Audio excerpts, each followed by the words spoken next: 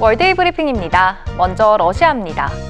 러시아가 우즈베키스탄에 중앙아시아 최초의 원자력 발전소 건설과 가스 공급을 늘리는 등 양자 간 경제 협력을 강화하겠다고 약속했습니다. 우즈베키스탄을 방문한 푸틴 러시아 대통령은 27일 샤브카트 미르지오예프 우즈베키스탄 대통령과 정상회담을 갖고 우즈베키스탄에 소용량 원전을 건설하는 협정에 서명했는데요. 이에 따라 러시아 국영 원자력 회사인 로사톰은 우즈베키스탄에 55메가와트급 원자로를 최대 6기까지 건설할 예정입니다. 또 우즈베키스탄에 지난해 시작한 가스 공급을 내년에는 110억 세제곱미터로 공급량을 확대할 수 있다고 밝혔는데요.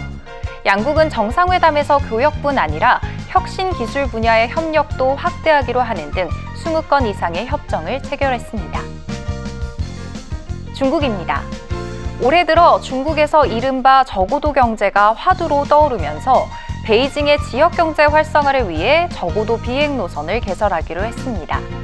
중국 정부는 드론 택시나 드론 택배 등 저고도 경제를 미래 전략 산업으로 삼아 적극 육성하고 있는데요. 베이징에서 텐진과 허베이성을 포함한 주변 지역으로 가는 3개 이상의 저고도 비행 노선을 개설하겠다고 밝혔습니다. 저고도 비행 노선은 3년 안에 긴급 구조나 물류 보급, 항공 셔틀 등에 적용될 예정인데요.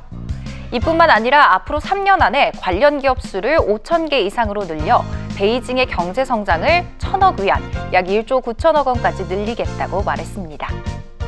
브라질입니다. 브라질이 중국산 전기차 최대 수입국으로 부상하고 있습니다.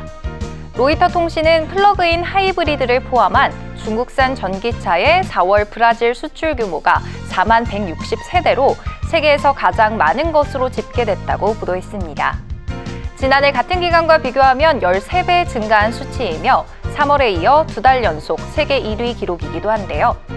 1월에 10위권이었던 브라질로의 중국산 전기차 수출량이 급격히 늘어난 건 중국 전기차 업체의 판로 변경 노력에 따른 것으로 분석됩니다. 로이터는 중국 업체들이 중국산 전기차에 대한 유럽연합의 반보조금 조사 전후로 남미나 호주 등 비유럽 시장을 적극적으로 개척한 것이 효과를 보고 있다고 전했습니다. 끝으로 유럽입니다. 유럽 낙농가들이 공정한 우유 가격을 요구하며 시위에 나섰습니다.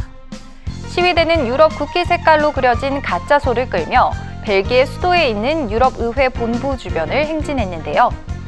시위에 나선 유럽우유위원회는 유럽연합 EU가 생산 원가보다 낮은 가격으로 유제품을 판매하는 것을 금지하는 법을 제정해야 한다고 요구했습니다. 소비자가 우유를 구입하는 비용보다 생산하는 데 훨씬 더 많은 비용이 들고 있기 때문인데요. 이런 문제 때문에 1997년 11만 개에 달했던 이탈리아의 우유 생산 기업 중 9만 개가 문을 닫고 말았다며 어려움을 호소했습니다.